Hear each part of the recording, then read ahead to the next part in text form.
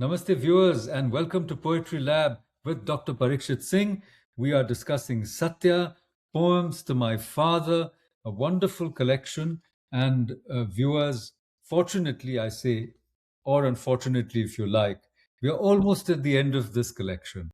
But don't fear, we'll carry on this journey. So, Dr. Singh, uh, I want you to go to An Embryo of Space. It's a lovely poem, page 58, An Embryo of Space. An embryo of space. You have turned me inside out. Now I can read my thoughts as they float outside, and the world brimming in haze, and all its constellations of space transposed within, indifferentiable from consciousness, as the mango skin turned outside in when you were done devouring. I hold a crystalline embryo with strands of fingertips, diaphanous with touch, and hold my breath, lest the slightest tremor interrupt your rest. Faint as a butterfly drunk on tulips, you flash into vision, unfurl in sight, and blur instantly by curtains of frozen sun, while the tulips and lilies of spine burst in rays as Deepavali sparklers spraying their pollen. Wonderful. We just had, this experience of the fireworks on 3rd, though it was for today, 4th. But it's wonderful how this poem ends with the image of these sparklers, because as the light dies, it leaves a faint glow, but also somehow the possibilities. You expect yet another one. So again, we're coming to the end of this concluding portions of this collection. We're coming to the close of a collection. But what I see is this fading out, whether it's of light, whether it's of a screen, whether it's the lines of the monitors of the heart, whatever it is they monitor. So things are fading out, and yet there is a rebirth, the crystalline possibilities of a rebirth. And the reason I mention this is because the images progress in this poem. But the key image I feel is this inside out, this turning inside out. It's not only in the mango skin, which that's what we do. We know how we devour the mangoes in India any which way. We can squeeze them, take the pulp, we can cut the firmer ones. We have so many varieties. So it's almost like somebody who's completely juiced out life and they're ready, like in the Mahamrutyunjay mantra, Urdhva Rukha Iva Bandhanat, Mrutyur Moksha Mamritam. So, ripeness is all, as the great bard of Stratford upon Avon said, ripeness is all. Things happen in their own time. And so I want to ask you, first of all, about this inside out. You have turned me inside out. Now I can read my thoughts as they float outside. What is this? Is it a out of body experience? Is it your father itself becoming, as it were, disembodied, and the thoughts floating around in a way that you yourself can see them or hear them? Or have you become your father turned inside out? So, what actually triggered was an experience, and we can thank our friend Krishnamurti for that. Is where and Krishnamurti was the inside outside polarity often collapses with him, Oh, and totally, you will, totally. right. So the space of, he talks about that space of consciousness, hold things in the space of consciousness. He It's a says, very for beautiful. example, the observer is the observed. I think that's That's such a right. profound It is. statement. It is. So suddenly the I and the world, it collapses, and you suddenly see this, where is the space and where is this inner space? The kind of, the inside becomes outside. What you thought was I was actually is actually outside. Outside of what? That's a different issue. Outside of something, but it's not some point from which you are sitting and watching. There's just watching there. So this inside the space is this mind, this mental space which we consider as us, we identify, suddenly is turned outside and becomes space itself. And there is just watching, and thoughts are seen, things are moving, yet there's no identification with them. And the image that clung to it was, of course, the way he ate his mangoes. So the, as you brought it, the famous Mahamrityunjay, he would, this, the Indians don't, the traditional is you make a little break and you suck it out, and you got the gutli, the seed out, and then it's not over, it's just begun. Then the last molecules on that skin inside, it has to be turned, and then you have to lick it. You may feel it's Like this. yuck, but Yeah, yeah. and you have to suck it out, and that's the joy. That's what he used to do. That he used to love doing that, and hands are all dripping, and mom is yelling at him, and he's licking, but he loved the sensuousness of this experience.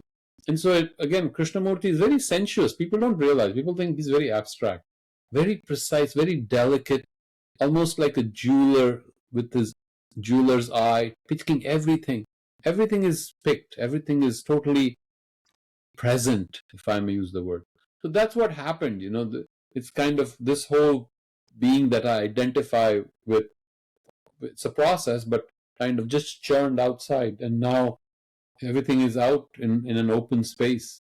So that was, and everything is happening in the space, but you really can't say it's only happening outside in the space, because it's also happening in this inside, which inside and outside are kind of one space, if that Totally, makes sense. totally. I see what you're saying. So it's I use the word disembodied, but the actual word would have been, or the actual, or a different way of expressing would be that when your own consciousness is turned inside out, it's a multi-locationality is the term they use now in consciousness studies, where they say that it is an error to think that consciousness as such is located either in your brain or in your body.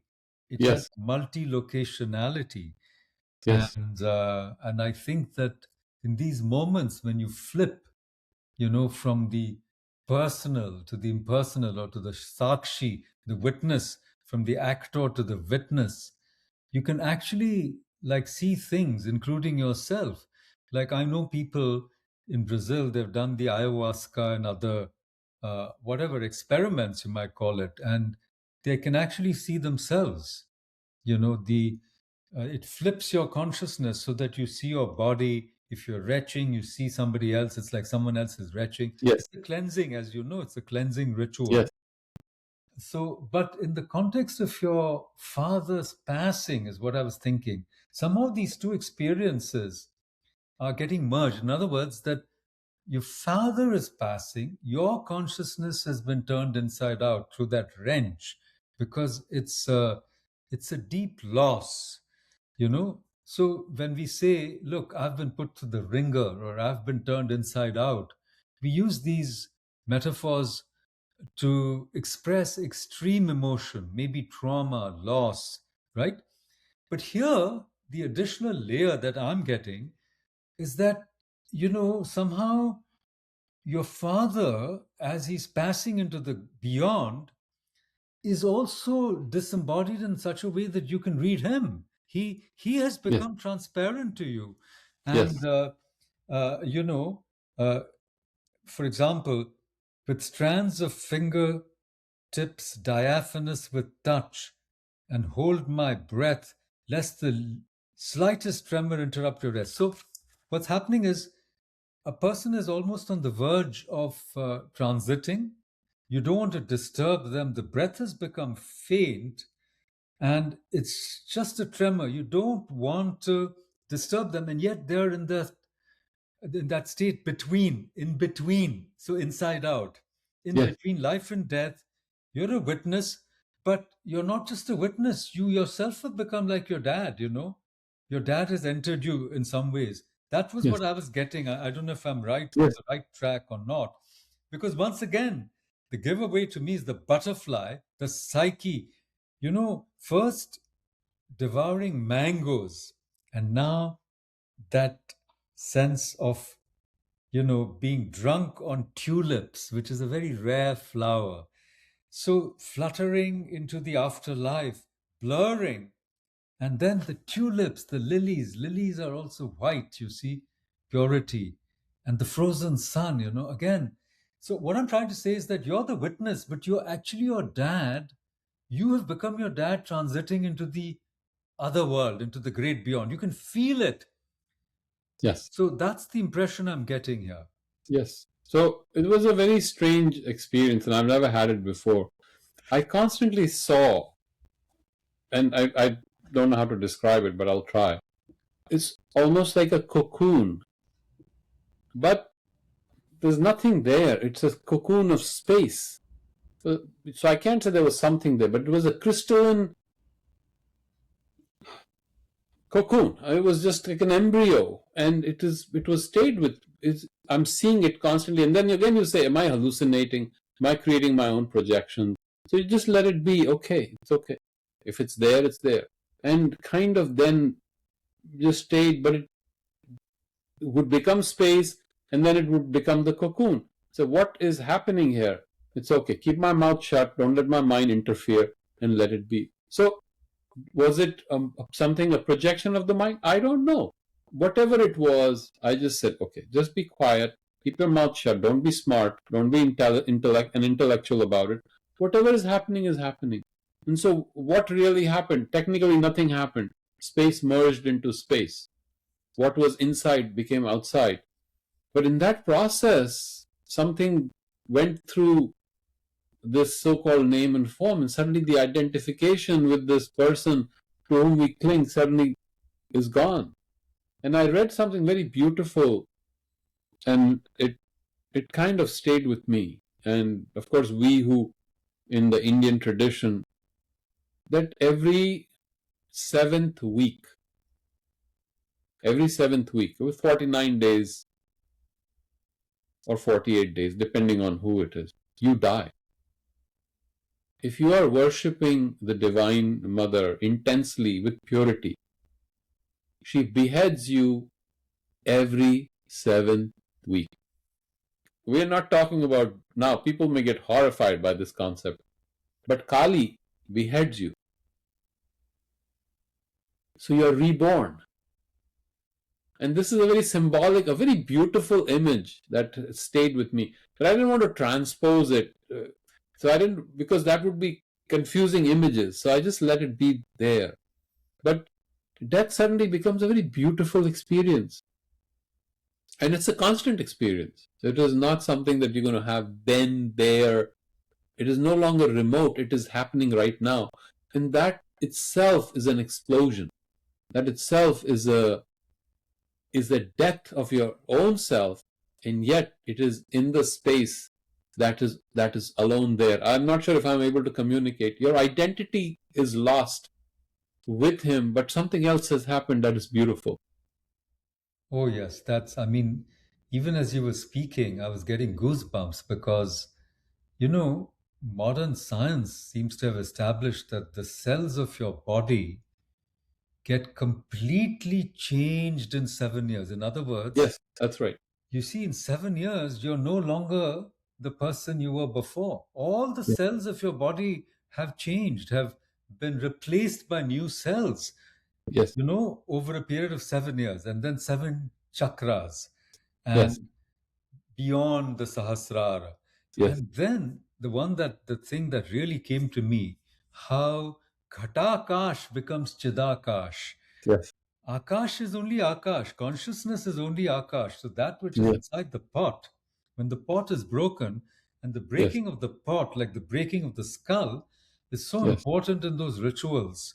You know, when we have somebody pass away, you know, the skull pops on the funeral pyre. I know these are yes, gory yes, images for people who want to sanitize death. But you go to Banaras, we embrace death, as you said. We are not afraid of death because death and life are two. Sides of the same coin. Yes. So, and again, speaking of Krishnamurti, he said that you will cease to be afraid of death if you know how to die to yourself every day, Yes. and you're It is. reborn every day. So, Yes. vasansi jirna nita yatha vidhaya. So, all of that from the Gita, which you're also very beautifully explaining to modern professionals. But I can sum it up by saying that the crystalline chrysalis out of which the butterfly takes wing is actually just space. It has Yes. no substance. It's just a Yes. gossamer. And That's it's like, that's why I started with the image of the, of the sparklers, of the fireworks, because they're so bright, but they're insubstantial. They just vanish. They create such a glow, and then there's nothing there. You're not holding on to a candle or a stick, it's just gone. So our lives are like that. We shine brightly at times, and then we just fade away into space. So on that note, Dr. Singh, thank you so much. An Embryo of Space. Viewers, check it out. Get this book.